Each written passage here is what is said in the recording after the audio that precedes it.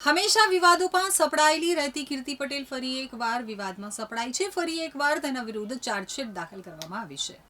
સુરત શહેરની કુખ્યાત અને વિવાદાસ્પદ સોશિયલ મીડિયા સ્ટાર કીર્તિ પટેલ સામે વધુ એક ગુનો દાખલ થયો છે, જે ગુજરાતમાં તેના વિરુદ્ધ નોંધાયેલો 10મો ગુનો છે.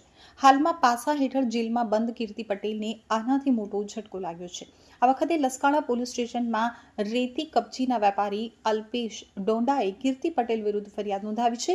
કીર્તિ પટેલ ઉપર ખંડણીખોર પ્રવૃત્તિઓ અને સોશિયલ મીડિયા ઉપર લોકોને બદનામ કરવાના અગાઉથી જ અનેક આરોપો છે. તો આ નવી ફરિયાદમાં પણ ધમકી અને બદનામ કરવાના આક્ષેપો મૂકવામાં આવ્યા છે. ઉલ્લેખનીય છે કે કીર્તિ પટેલ વિરુદ્ધ આ પ્રકારની ફરિયાદો પ્રથમ નથી. અગાઉ પણ તેના ઉપર વરાછા અને સરથાણા પોલીસ સ્ટેશનમાં ગુના નોંધાઈ ચૂક્યા છે. હાલમાં કીર્તિ પટેલ પાસા એક્ટ હેઠળ વડોદરાની મધ્યસ્થ જેલમાં બંધ છે. જેલમાં હોવા છતાં તેની મુશ્કેલીઓનો અંત આવ્યો નથી અને આ નવી ફરિયાદથી તેના કાયદાકીય પડકારોમાં વધારો થયો છે.